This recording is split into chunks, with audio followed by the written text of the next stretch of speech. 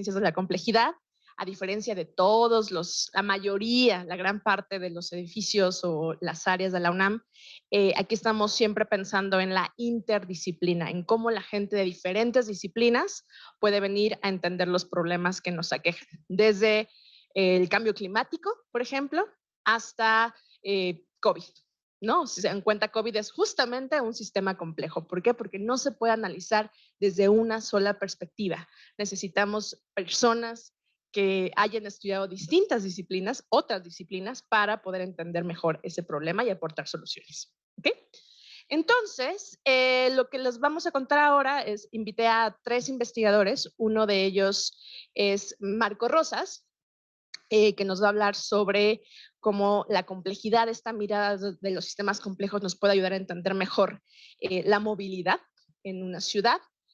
También tenemos en Zoom, porque se enfermó hoy, Estefanía Espitia, que nos va a hablar de la complejidad para ver la obesidad, para entender la obesidad y por qué existe y cómo podríamos solucionarla o a partir de este análisis verla desde una forma más profunda. Y finalmente, Ricardo Arencibia les va a contar un poco de lo que hacemos dentro del C3 y cómo nos sirve la ciencia de datos para entender mejor la producción científica. ¿Ok? Entonces, le doy la bienvenida a Marco para que les cuentes un poquito de qué haces. Hola, ¿cómo están? Buenas tardes. ¿Les costó trabajo llegar? ¿No? Ok. Bueno, me presento. Mi nombre es Marco Antonio Rosas. Tengo aquí alrededor de 6 años ya casi trabajando. Cuestiones de movilidad, trabajo con el doctor Carlos Gershenson. Él actualmente se encuentra haciendo una estancia en el Instituto Santa Fe, en Nuevo México, y seguimos colaborando juntos. Este proyecto que está aquí en la pantalla es un proyecto de investigación del posgrado de Ciencias de la Sostenibilidad que estamos haciendo Carlos, Gustavo Carrión y yo. Les voy a presentar, pero se los voy a presentar no tan a detalle, voy a hablar de otras cosas también, pero sí está enfocado en este proyecto de investigación.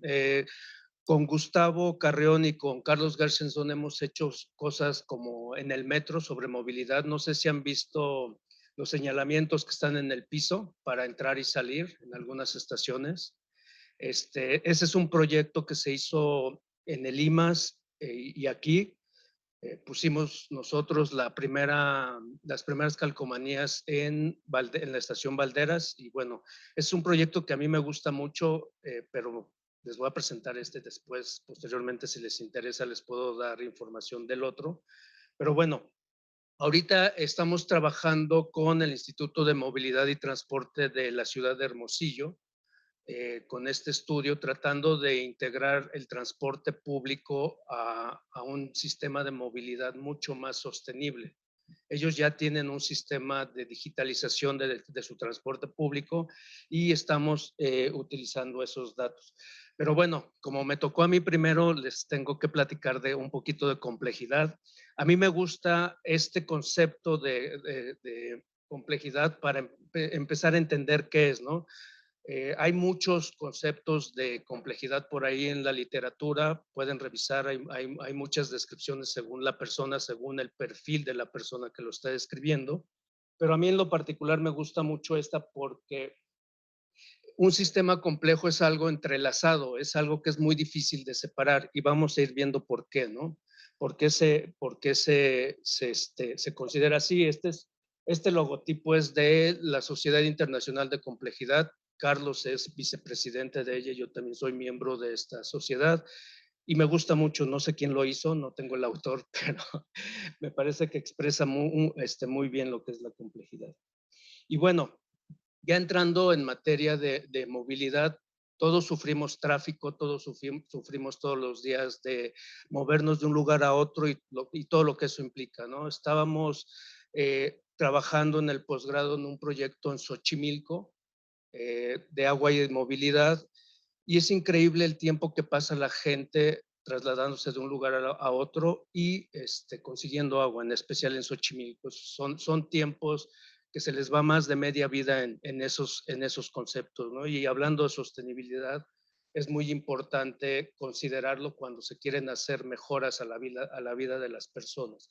y los sistemas complejos ayudan mucho a entender todo esto en su conjunto y pensar en soluciones mucho más, no soluciones, sino mitigar estos problemas a mucho más largo plazo y a mayor profundidad, ¿no? Y bueno, hablando de movilidad, al igual que otros enfoques analíticos, hay que usar eficientemente las herramientas analíticas de sistemas complejos para una apropiada visión de un modelado. ¿Por qué hay que modelar? Justamente es importante la modelación en sistemas complejos para poder tener una visión del sistema como tal, como lo queremos ver, ¿no? Y bueno, en un contexto complejo e incierto es conveniente ser muy claros en las teorías que se apeguen a esta visión, ¿no? A esta visión, ¿cómo lo voy a modelar? ¿Qué está pasando? ¿Cuáles son los requerimientos, las creencias, las reglas de comportamiento de largo plazo del sistema, ¿no? Hablando de movilidad, los componentes del sistema no nada más son los coches, el transporte, también son las personas y su comportamiento. Algo que es muy importante de contemplar en el comportamiento de las personas, hablando de tráfico y de movilidad, es, por ejemplo, cuando alguien maneja muy rápido, de forma muy imprudente, no tienen la conciencia del efecto que eso trae hacia atrás, ¿no? Ese, ese comportamiento al manejar provoca que el de atrás frene y ese freno del de atrás implica que el de atrás vaya frenando y todo eso va creando dentro del sistema retrasos que se van haciendo más grandes, son como olas, se van generando olas hacia atrás. Está muy bien estudiado este comportamiento, justamente por Carlos, tiene un trabajo que se llama Lento es más rápido.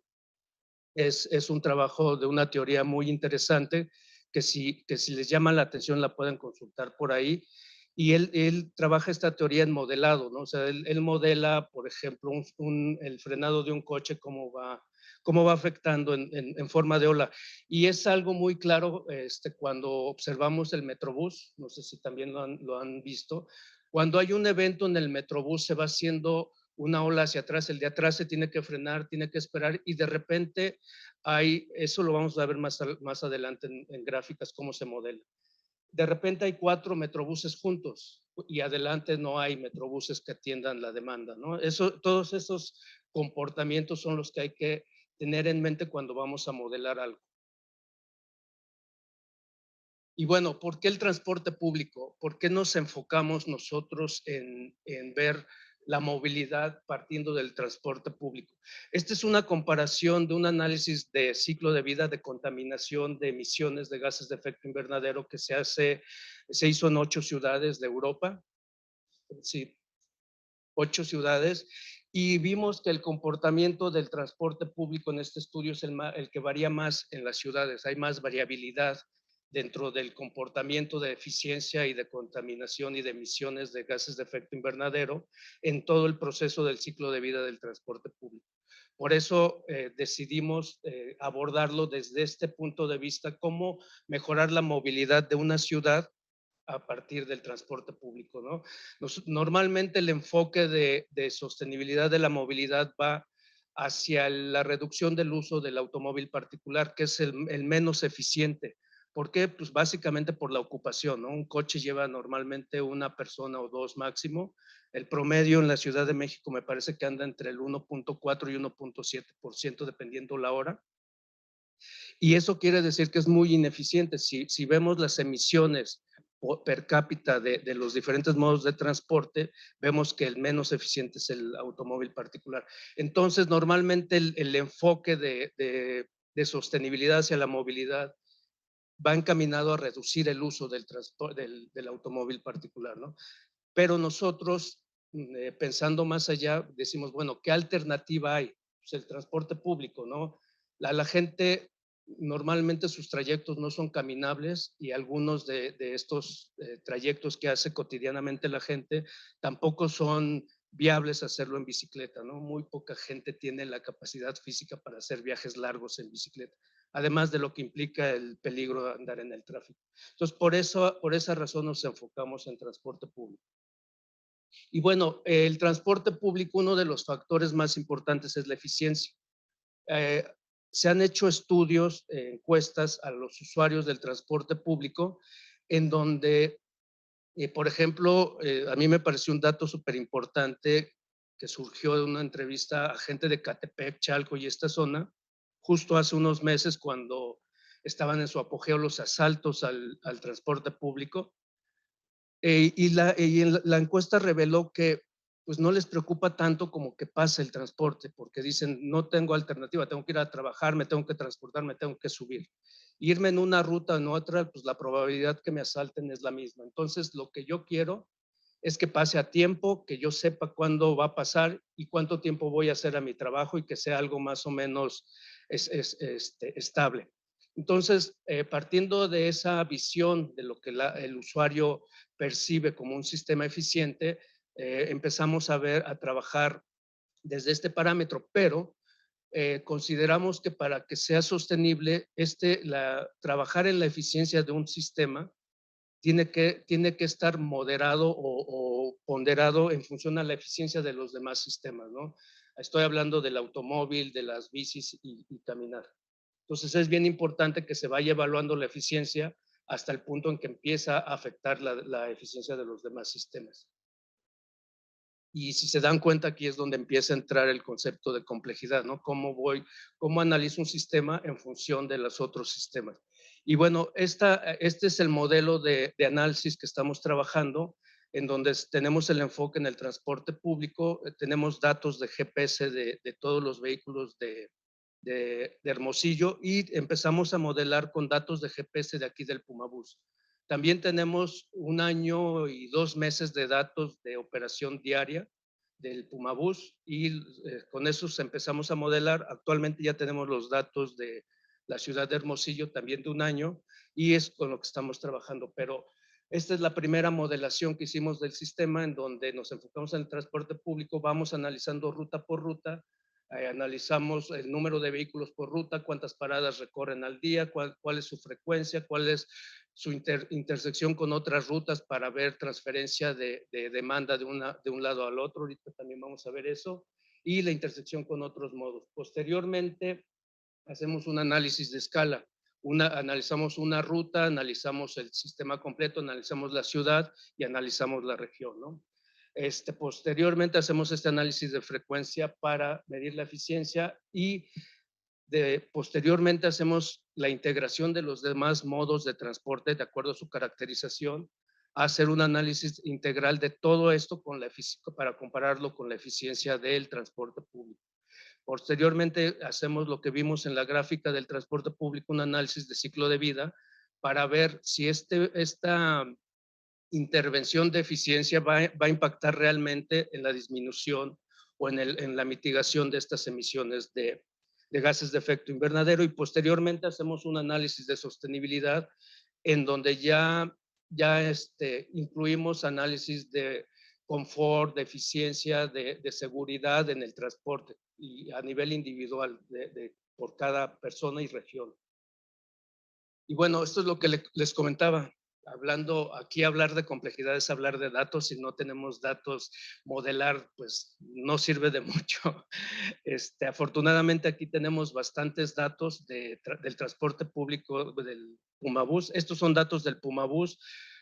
Tenemos, como les comentaba, 1 año, 4 meses de datos. Es muy difícil trabajar. Primero empezamos a trabajar con 1 semana, luego con 1 mes y en base a eso empezamos a modelar.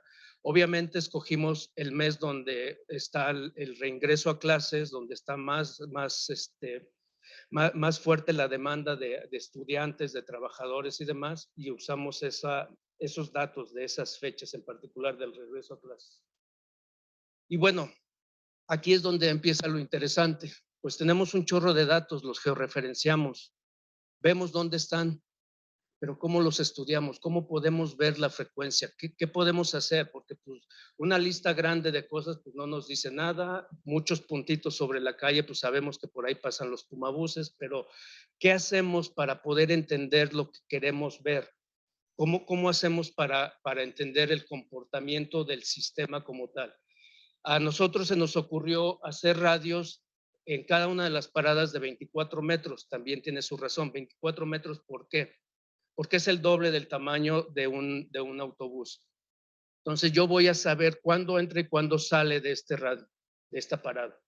Entonces yo puedo saber de todos esos datos cuándo entra un camión y cuándo sale. Entonces yo tengo mi frecuencia, yo sé cuándo entró, cuándo salió y cuándo volvió a entrar y cuándo volvió a salir y así todo el día, todas las rutas, todas las paradas.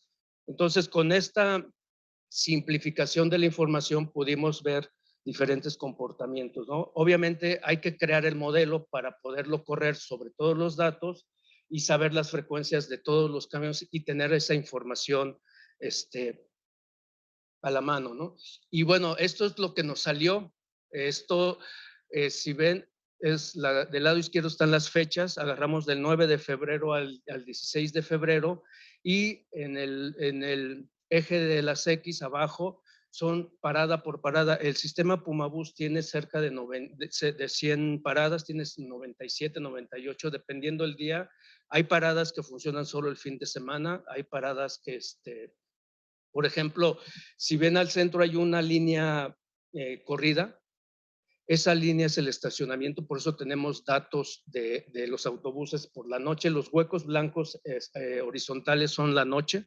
Ahí, obviamente, si en la noche, como no opera, no tenemos datos de estos radios. Estos datos son de los puros radios que hicimos parada por parada, en todas las paradas, todos los camiones.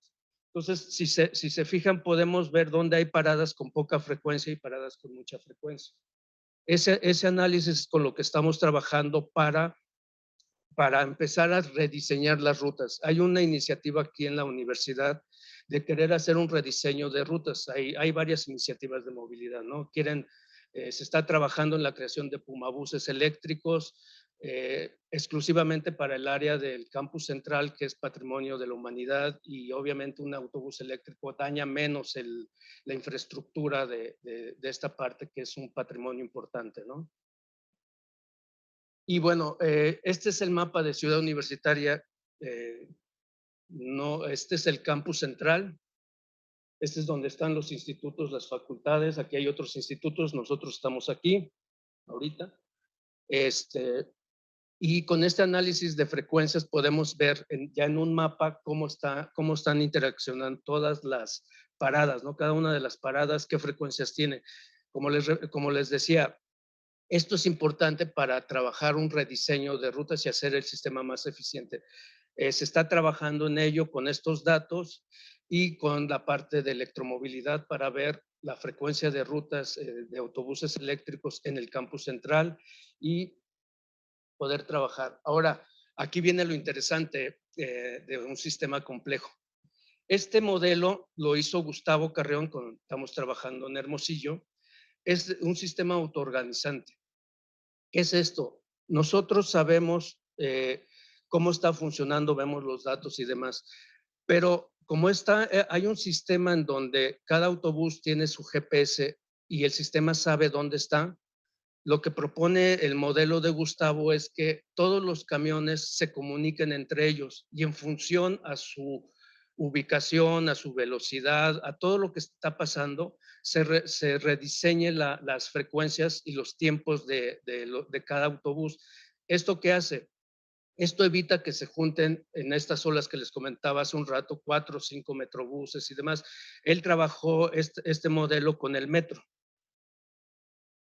Y, por ejemplo, él modeló una falla específica. No necesariamente tiene que ser falla mecánica. Por ejemplo, en el metro, cuando alguien bloquea las puertas y no se cierran, pues el metro no puede salir en el tiempo que está definido. O sea, tarda más, pues llega a tardar hasta 2, 3 minutos, dependiendo del caso. Pero son eventos muy frecuentes en la operación del metro y del metrobús también. Arriba está el modelo con la operación normal de los datos, cómo funcionaría. Este efecto de la ola que les platicaba del tráfico y de las frecuencias del transporte público tiende a replicarse, se van juntando, entonces hay olas donde van muchos metrobuses, pero hacia atrás y hacia adelante hay espacios sin servicio. Eso es lo que pasa. Aquí hay un evento y ¿cómo se llama? Se estabiliza el sistema, pero se vuelve a repetir por esa ola que se genera por este efecto, ¿no? Y el modelo de Gustavo lo que hace es estabilizar todo el sistema para que ya no se repita el evento, no se genere esta ola, ¿no? Como pues, avisándole a los demás camiones, váyanse más despacio, más rápido. Un minuto. Pues ya nada más les muestro esto. Este ya es el modelo real. Cada rayita es un tren que va avanzando en una estación. Aquí hay un evento real y aquí es cómo funciona el modelo y cómo restablece el sistema. Me voy más rápido.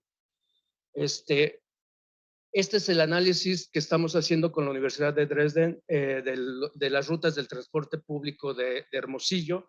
Este es un análisis de heterogeneidad. Nos dice muchas cosas, por ejemplo, cuánto desvío está habiendo de las rutas innecesarios. Estamos hablando de desvíos innecesarios. Lo que se hace es una ruta óptima y vemos cómo las rutas del transporte público se van desviando. Este es un análisis de muchas ciudades del mundo que están haciendo ahí en Dresden. Nosotros metimos Hermosillo, vamos a meter otras ciudades de México, pero si se fijan, Hermosillo es de las peores. Entonces, y bueno, aquí está la heterogeneidad. Hay otras ciudades que están peor que Hermosillo, pero con esta información nosotros podemos trabajar y decir, bueno, vamos a trabajar. Esta es la ciudad de Hermosillo. Aquí están se cruzan las dos rutas principales y vamos a trabajar puntualmente en la interacción de las rutas, parada por parada, para ver cómo está interactuando cada modo de transporte en ese punto en particular. Hacemos la parada 1, vemos el transporte público con peatones, cómo está interactuando en función a la seguridad, al servicio, con el automóvil particular, cómo está compitiendo por el espacio con el automóvil particular, cómo se genera tráfico. Y así, parada por parada, se va haciendo esta cuantificación y se hace una matriz. Y bueno, ya las conclusiones es, esto ha derivado en una visión a futuro de ver esta conectividad, pero enfocada a conectividad de áreas verdes urbanas. La conectividad de las áreas verdes urbanas son bien importantes porque permiten la mitigación del cambio climático, tienen muchos beneficios, pero poner áreas verdes en una ciudad por ponerlas nada más no tiene ningún sentido, se tiene que contemplar la conectividad. Y hablando desde el punto de vista biológico de la conectividad ecológica, hablamos de polinizadores y dispersores. Los polinizadores hay aves e insectos que van pasando de flor en flor y van creando, fortaleciendo el sistema de biodiversidad de la parte urbana, ¿no? Entonces, esta conectividad se está estudiando de manera aislada. Estamos en contacto con unas personas en Europa que están haciendo en islas. Estamos viendo cómo migrar ese modelo ecológico 100% a un modelo urbano y vamos a tratar de ver esa conectividad urbana que les platiqué con esta conectividad ecológica en ciudades. Y bueno, ese es un proyecto que se está viendo a futuro. Gracias. Gracias, Marco. Bueno, como ven, les decía ya que era un sistema complejo y todo esto, pero en realidad todo esto de que se tarda el metro, que se tarda el metrobús, qué ruta tomo, o sea, tiene que ver con este tipo de modelos que nos pueden ayudar a hacer más eficiente el tráfico, ¿no? O hacer más eficiente la movilidad en realidad. Antes de pasar con Estefanía, ¿alguien tiene una pregunta? ¿No? Muy bien, vamos a escuchar a Estefanía. Muchas gracias, Marco, por acompañarnos y contarnos un poquito de tu trabajo. Steph, ¿estás ahí? Sí, aquí estoy. ¿Me escuchan? Sí, te escuchamos. Muy bien. Adelante. Muchas gracias. Te quedas con el micrófono, Aleida. ¿Me ayudas un poquito con unas preguntas que les voy a hacer a los chicos para que tú me vayas diciendo qué dicen? Órale. Ok. Me presento, chicos. Yo me llamo Estefanía Espitia. Soy postdoc de ahí del C3. Trabajo con el doctor Christopher Stephens y específicamente, el doctor Stephens tiene muchos proyectos, pero específicamente yo me dedico a uno que se llama Conductom, en donde tratamos de explorar ¿cuáles son los factores que contribuyen al desarrollo de la obesidad? Me hubiera mucho gustado estar ahí con ustedes, pero me enfermé, entonces no hay que contagiar a los demás, pero por aquí les platico, ¿vale? Déjenme, les comparto mi pantalla.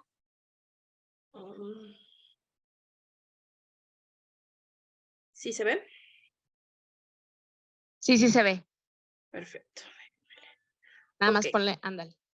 Listo, ya está. Si toso, me aguantan tantito porque se me seca la garganta.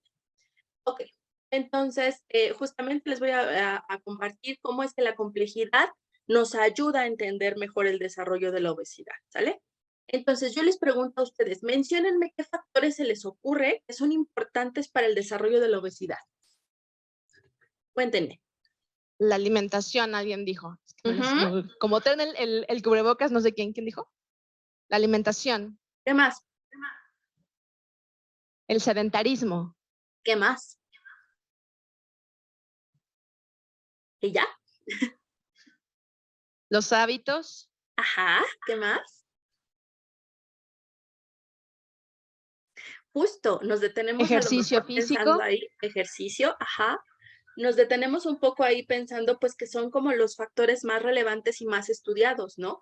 Y justo la investigación se ha dedicado muchísimo a saber que si los alimentos altos en grasa, altos en azúcar, que si haces ejercicio o no haces ejercicio, pero en realidad la investigación no ha tenido un impacto realmente en resolver, ¿no? Y decirnos cuál es la receta mágica para dejar de desarrollar obesidad, ¿sale?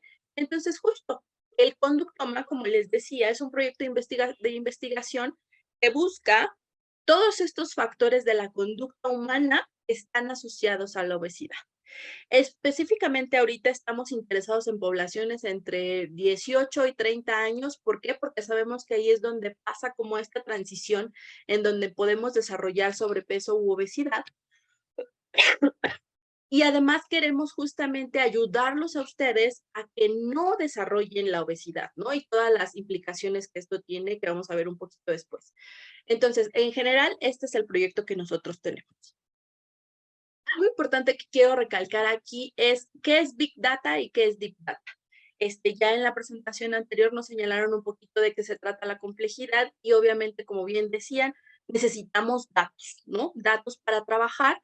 Y justamente, por ejemplo, el Big Data es tener muchísimas personas, por ejemplo, con un solo dato, ¿no? Es decir, le preguntas a las personas qué comen y si hacen ejercicio y tienes así miles, millones de personas si tú quieres. Pero lo que a nosotros nos importa ahorita sería el Big Data. ¿Qué significa esto? Que de una sola persona quisiéramos saber todo lo que hace. ¿Qué genética tiene? ¿Qué antecedentes familiares tienen? ¿Qué hace todos los días? ¿Qué hace el fin de semana?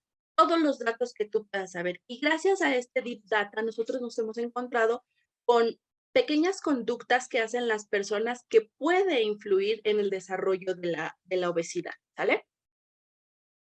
Y pues justo para esto, el Deep Data, si yo quiero saber cuáles son los niveles de glucosa de las personas, si la persona padece de estrés, si la persona duerme más tarde los fines de semana versus entre semana, pues justamente no una sola persona va a ser experto en cada uno de estos datos que estamos colectando.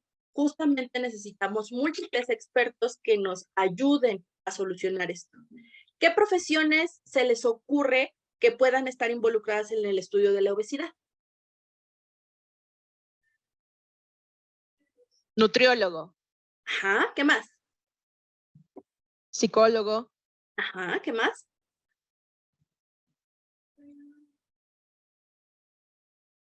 ¿Médicos? Un entrenador físico, ¿sí? Sí, ¿qué más? ¿Se les ocurre que un físico puede estar aquí ayudándonos a lo de la obesidad? ¿Un programador? Pues justo, sí los necesitamos.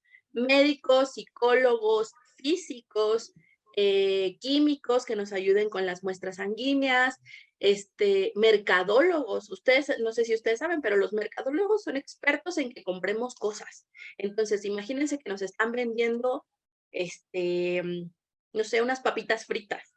Pues justamente ese mercadólogo tiene que saber cómo reaccionamos ante esas papitas y cómo nos tiene que vender las papitas para que nosotros lo compremos.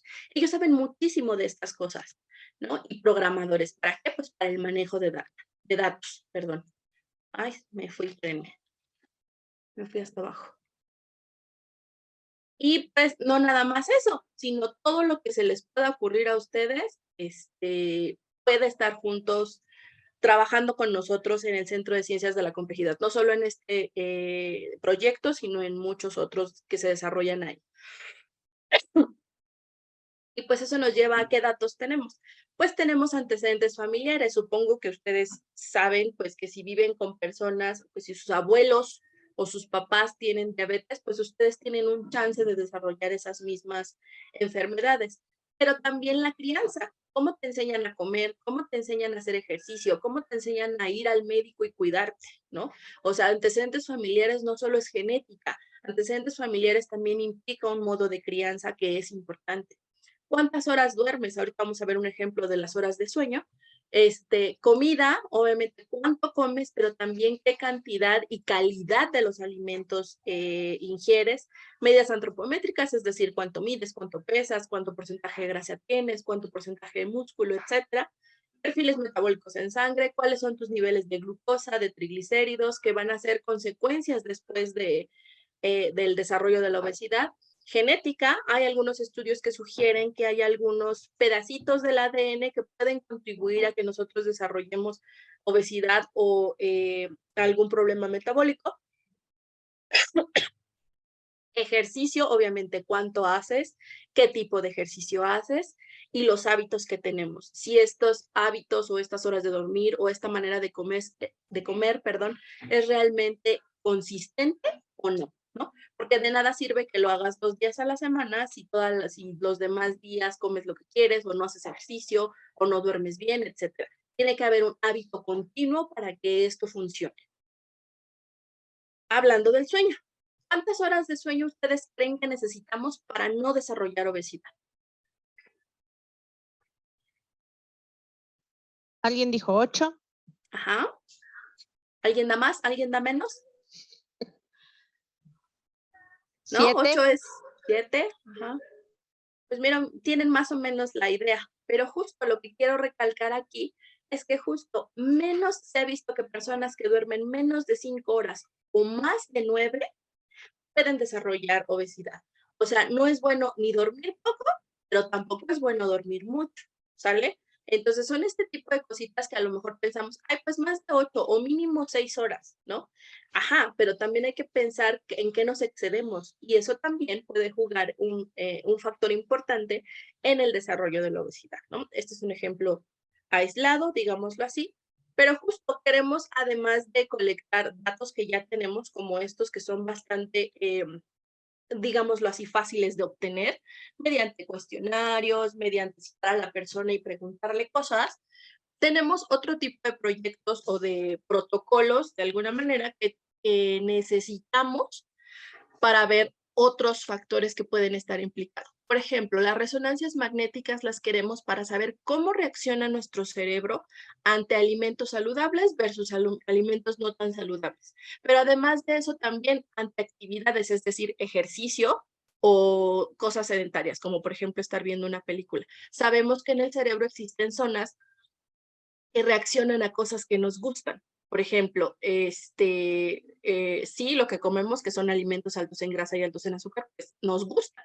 ¿no? Entonces el cerebro detecta como algo reforzante y algo que tendemos a repetir. Entonces queremos saber cómo funciona el cerebro de estas personas. Actigrafía, que son estos relojes que ahora ya incluso hasta el celular o cualquier dispositivo ya muy actual, te cuenta los pasos que caminas, te cuenta cuánto tiempo hiciste ejercicio, te cuenta todo lo que haces en tu día a día, ¿no? Y eso nos ayuda muchísimo para saber qué estamos haciendo. Instrumentos para detectar los hábitos de las personas.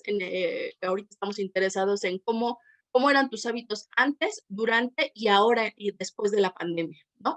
¿Qué pasó con esos datos? Mucha gente subió de peso durante la pandemia y queremos saber si ahora, actualmente, conserva esos hábitos que desarrolló durante la pandemia o los volvió a cambiar a como eran antes.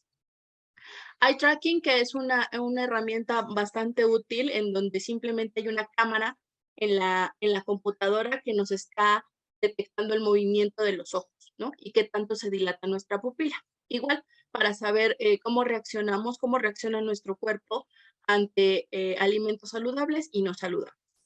Vamos a seguir con las muestras sanguíneas para los perfiles metabólicos, pero además vamos a medir algunas hormonas, menús específicos para saber qué comen las personas y algunas redes semánticas. Esto es simplemente, ¿qué piensas cuando yo te digo la palabra obesidad, no? Y muchas personas dirán, cosas malas o cosas buenas, ¿no? Porque sabemos, por ejemplo, que las mamás, las que son mamás y que tienen bebés en su casa, piensan que un bebé gordito es un bebé sano, ¿no? Entonces, de esta manera estamos viendo cómo la crianza, por ejemplo, empieza desde ahí, ¿no? Saber que tu bebé, por ser gordito, no es sano, ¿no? Y hay que estar evaluando estas cosas. Y esto tiene que ver, esto de las redes semánticas, tiene que ver en cómo percibimos nosotros nuestra propia realidad versus lo que realmente es. Y eso es algo que les quiero también hablar, ¿no? Es esta cosa importante que necesitamos resolver. ¿Cómo nos autopercibimos y cómo es la realidad? ¿Sale?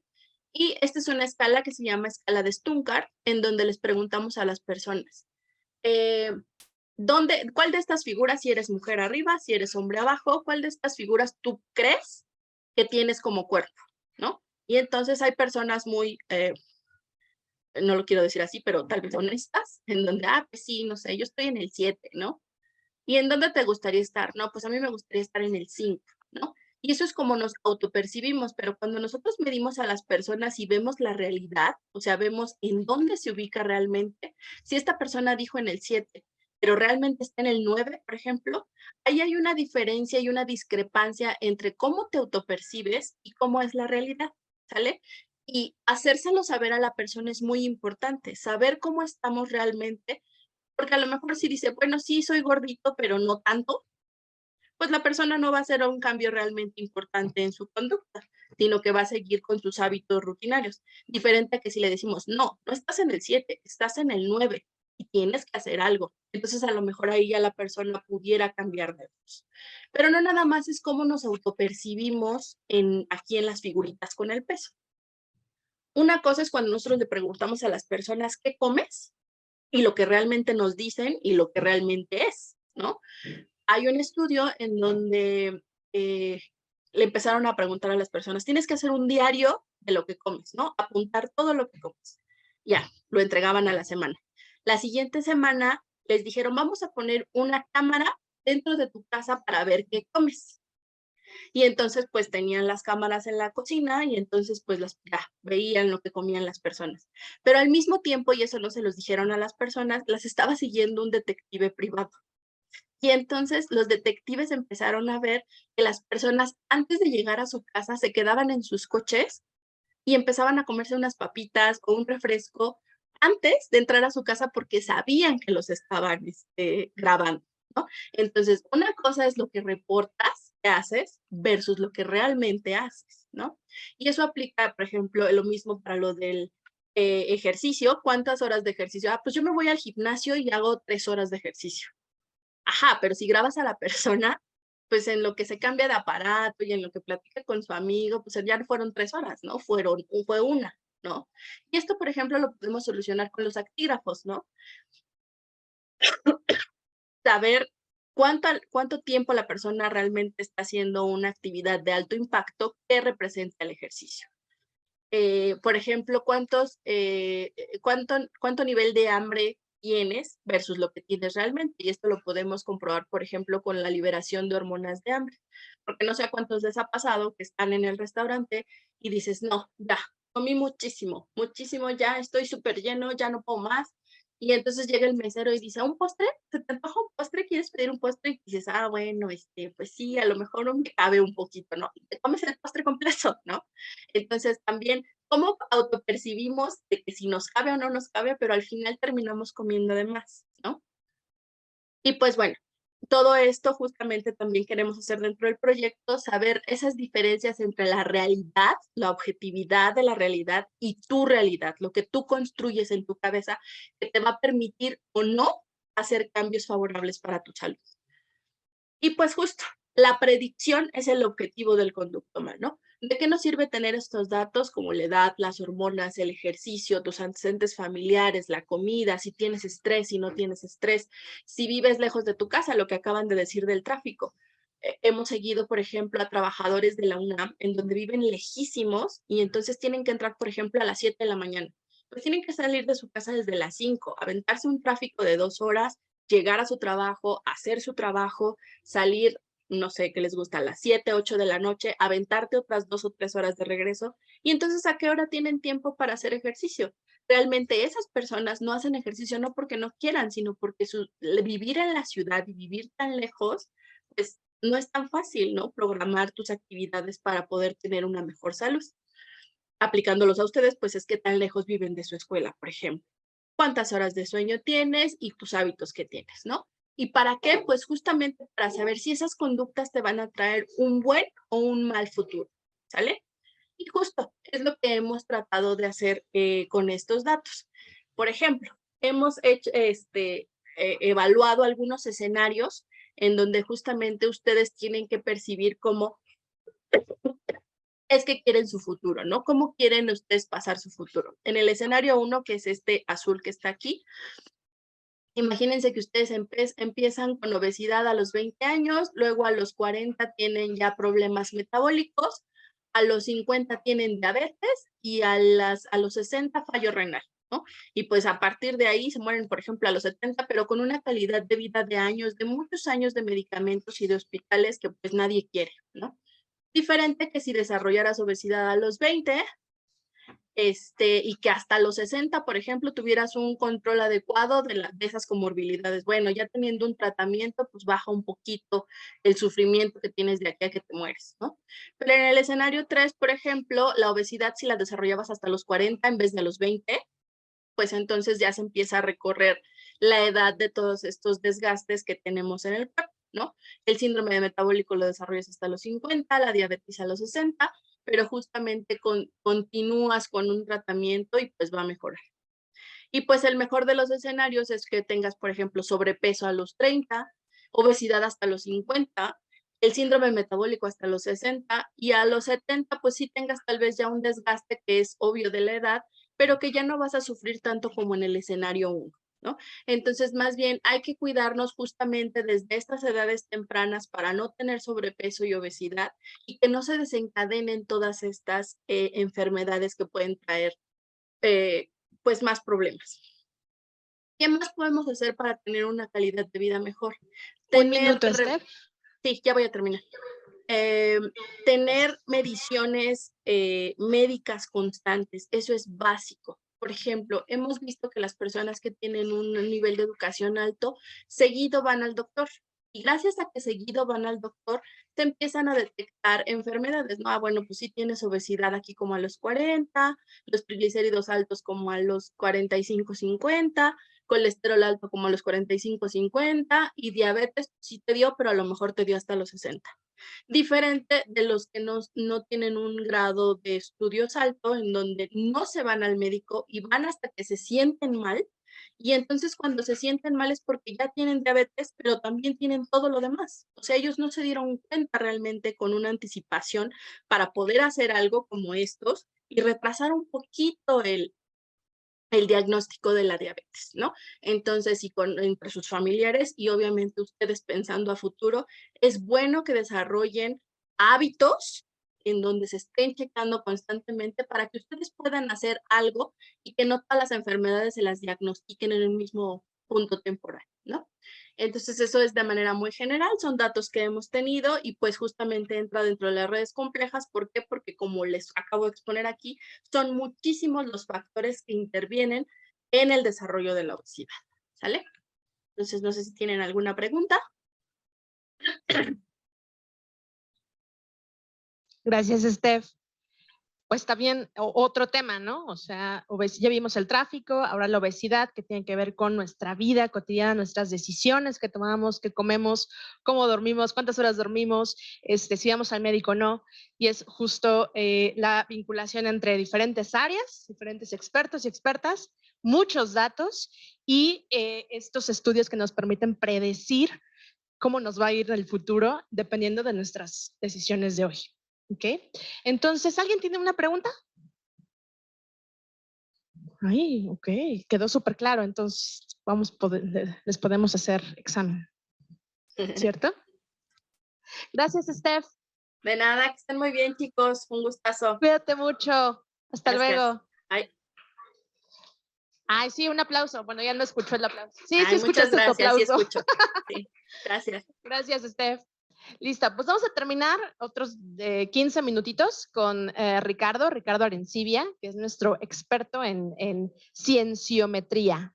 Entonces nos va a platicar un poquito de qué hace y y si alguien pregunta al final, hay premio, ahora sí.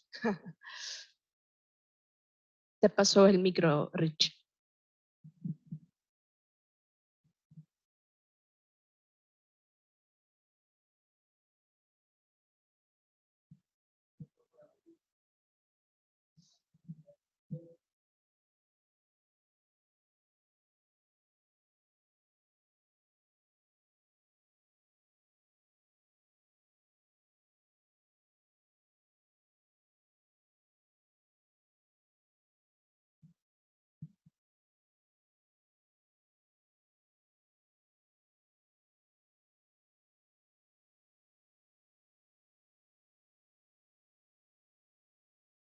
¿Alguien ya decidió qué estudiar?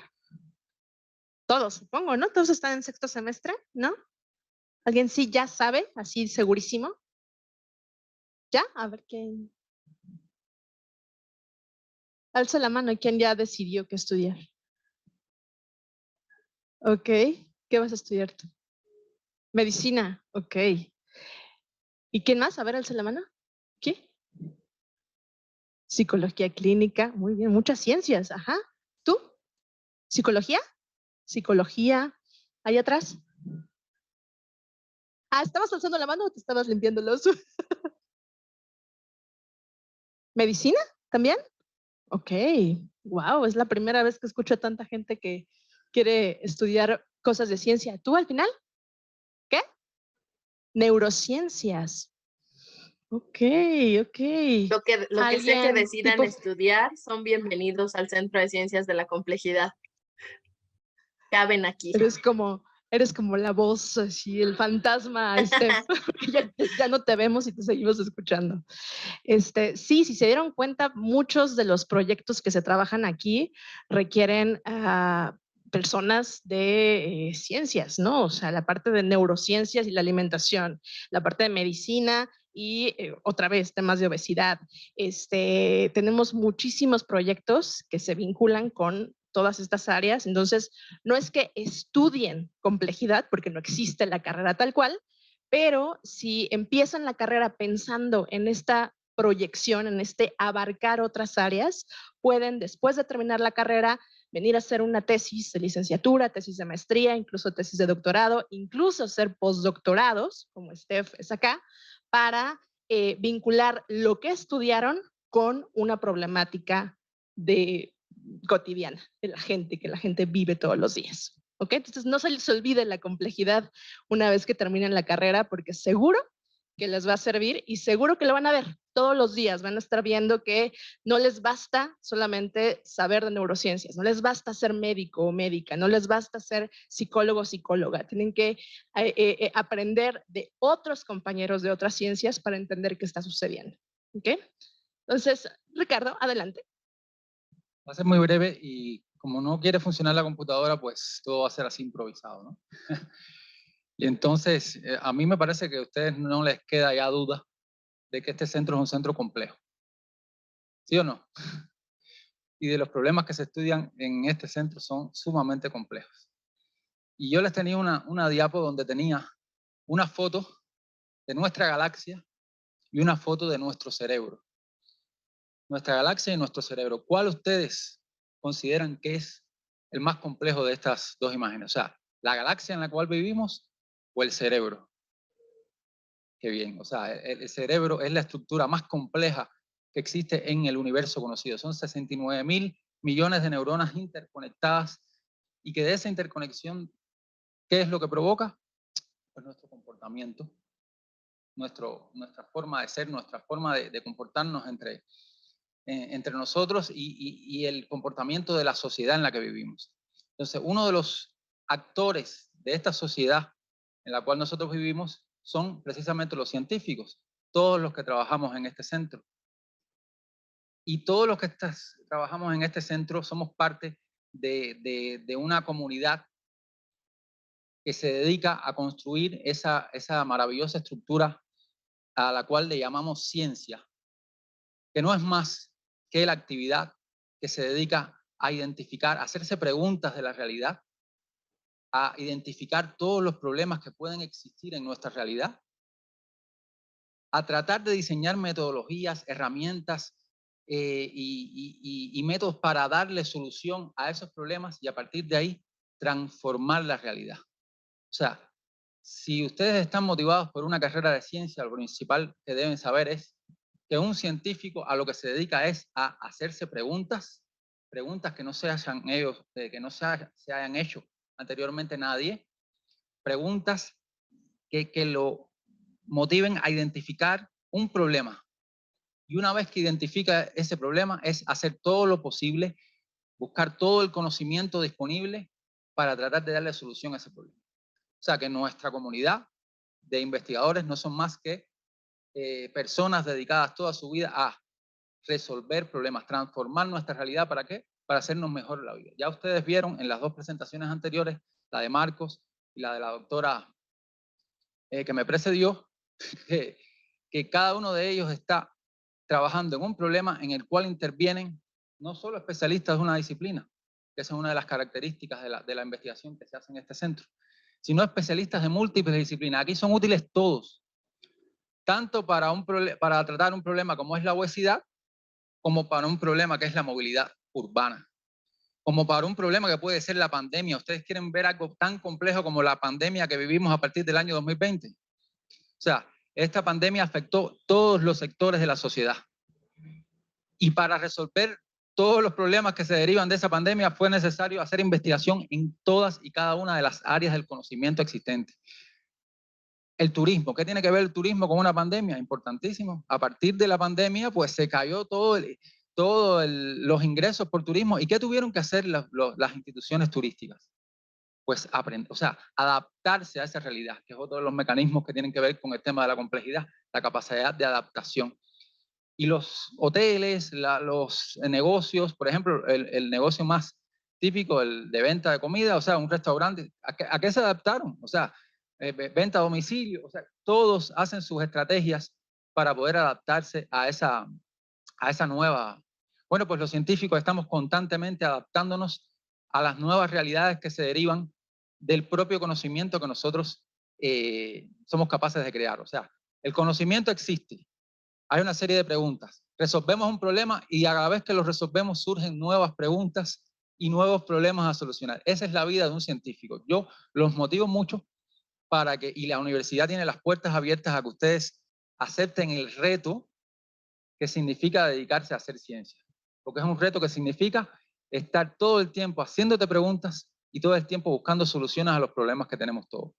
Esa sería la esencia de lo que es un investigador.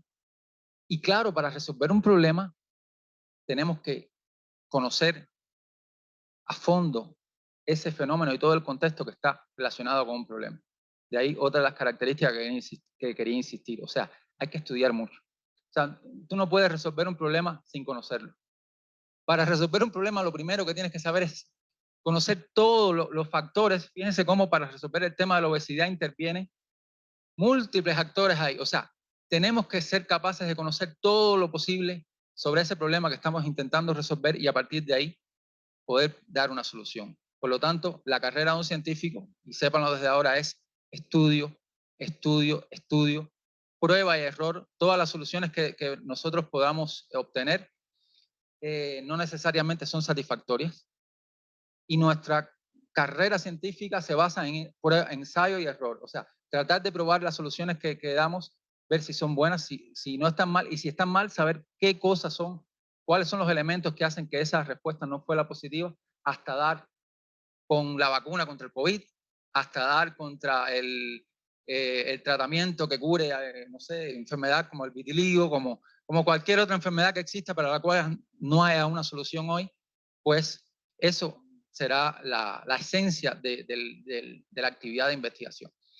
Nuestro centro tiene las puertas abiertas para ustedes. Es un centro muy bonito, es un centro que ya vieron, donde la interdisciplinaridad es fundamental, donde todos somos importantes y todos aportamos a a cualquiera de los problemas de investigación que se estén analizando, y esa capacidad de aprender, esa necesidad de aprendizaje constante para podernos adaptar a los cambios que se surgen en la realidad y que requieren de nosotros una respuesta lo más rápida posible. Y el ejemplo de la pandemia fue el más claro, porque se necesitaron 6 meses para crear una vacuna, que normalmente el tiempo de desarrollo de una vacuna son 7, 8, 10 años.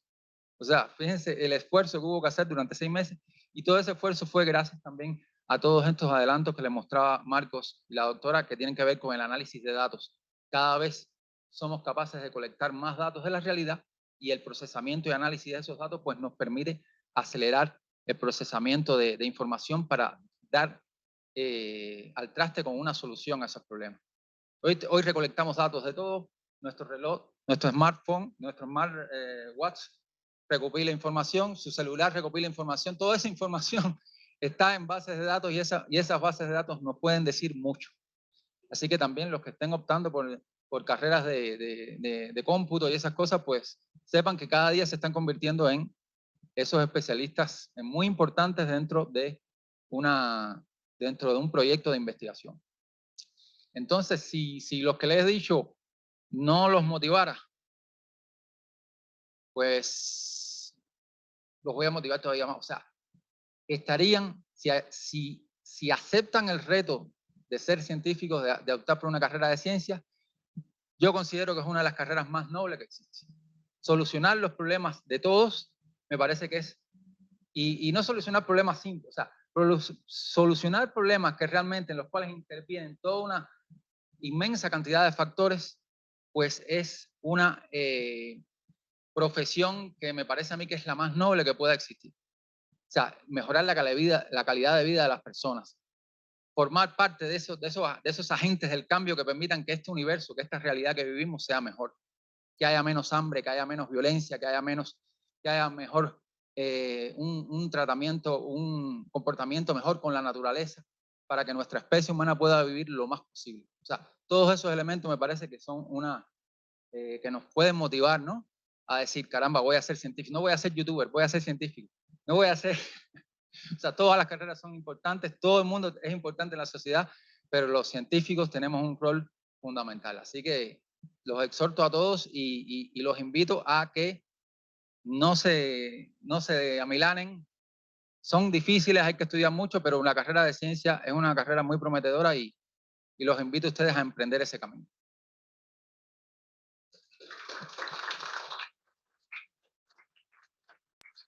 Doctoras, también me volvió a motivar. Muchas gracias.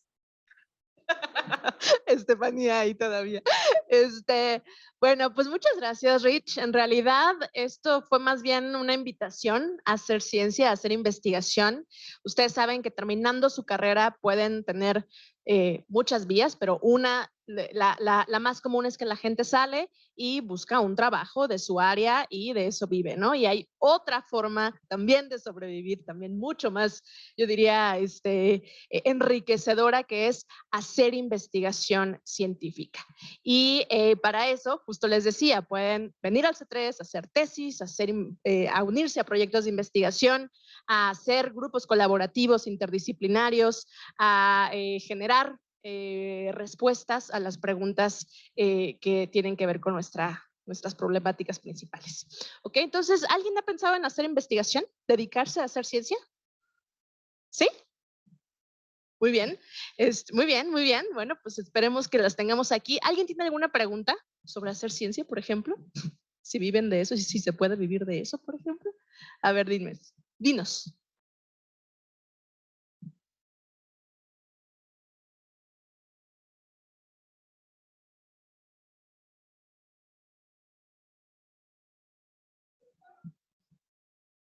Por supuesto, o sea, es generalmente, bueno, hay empresas, las empresas también tienen, las grandes empresas tienen equipos de investigación, desarrollo e innovación.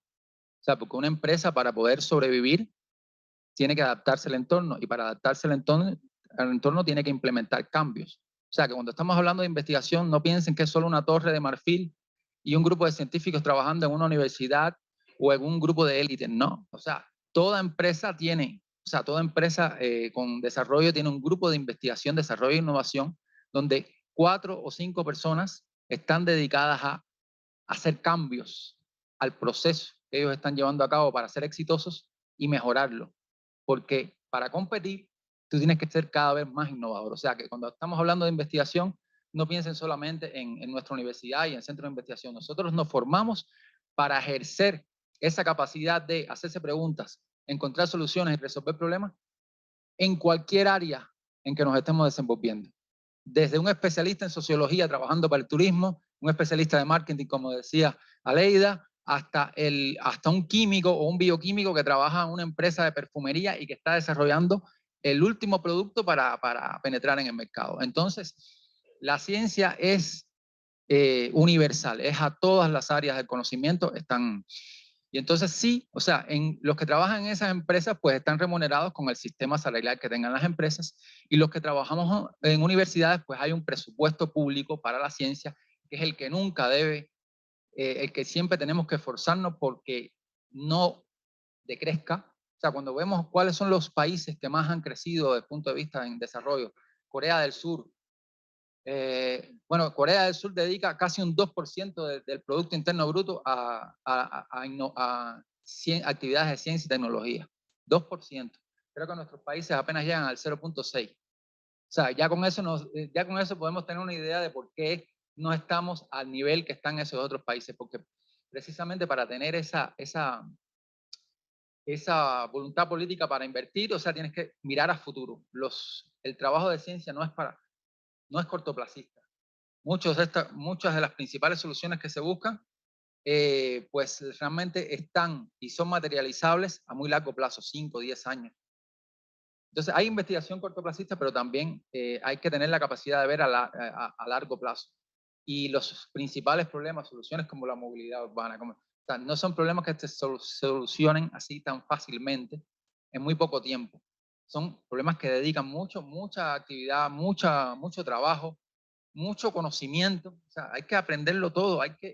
Ese trabajo que vieron de la obesidad, eso implica el levantamiento de una serie de datos y el trabajo de un montón de personas en función de identificar todos los factores que pueden incidir en que seamos un poquito más gorditos.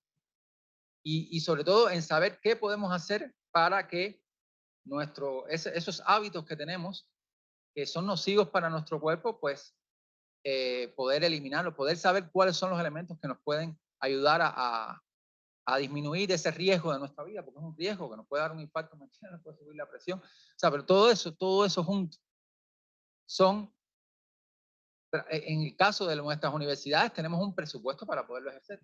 O sea, hay un sistema, en el caso de la universidad, un sistema salarial que va de técnicos académicos, investigadores de A, B y C, son categorías. Entonces, y también tenemos un incentivo en el SNI, o sea, el Sistema Nacional de Investigadores. El Sistema Nacional de Investigadores, a partir de una serie de criterios que cumplimos, como son las publicaciones, la actividad en proyectos, etcétera, pues es un plus salarial que nos ayuda también a poder investigar con un poquito más de tranquilidad, ¿no? A no estar tan preocupados por los problemas de la vida cotidiana, exactamente, que son un problema, ¿no? Pero básicamente, o sea, sí, y es una actividad bastante bien remunerada en el mundo entero. O sea, a lo mejor aquí un investigador en México me parece que tiene un buen salario, pero un investigador en Suecia no quieren ustedes verlo.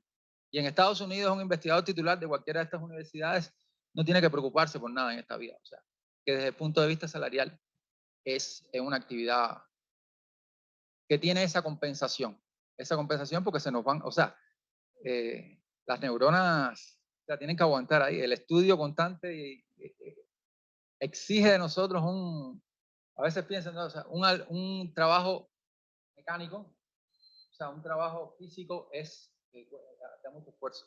Pero pensar en una solución, pónganse ustedes, ¿cuántas veces ustedes han pensado cómo solucionar un problema y después de 2 o 3 horas pensando no se sienten exhaustos?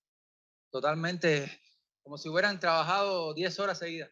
No, sí, es muy exhaustivo, es muy desgastante. Entonces, pues tiene que tener una compensación. Yo pienso que desde el punto de vista monetario tiene sus ventajas. Tiene sus ventajas. Y depende también de la zona, ¿eh? Porque hay países que no tenemos en Cuba. donde yo provengo, pues un científico puede ganar $20, $20 al mes. Pero hay algo más allá. En el caso de los científicos tenemos además un código de ética, que aunque no lo crean, funciona. Estamos motivados. Y cuando tú estás motivado por encontrar una cosa, a veces tienes la peor de las circunstancias y eres capaz de encontrar soluciones. Si pongo el propio ejemplo de Cuba, Cuba tiene una vacuna contra, o sea, Cuba tuvo una vacuna en 8 meses contra el COVID. Y uno dice, ¿están motivados por el salario? ¿Están motivados? O sea, sí, en su trabajo, pero hay algo muy fundamental, que es el hecho de encontrar una solución para ese problema tan grande que podía afectar la vida. ¿Cuánta gente falleció por el COVID? O sea, entonces tenían una motivación mucho más importante. Una muy larga respuesta para decir, no te vas a morir de hambre. Si estudias ciencia, te lo prometo que no te vas a morir de hambre. Sí, le dejamos de hablar más. Yo les prometí regalos, así que sí, a los que pregunten, y además ya tenemos muy poquito tiempo, así que 5 minutos. Si alguien tiene una pregunta, adelante. Ok, bueno, pues se quedan sin sus regalos. Por eso fue respuesta larga, sí. Ten corazón.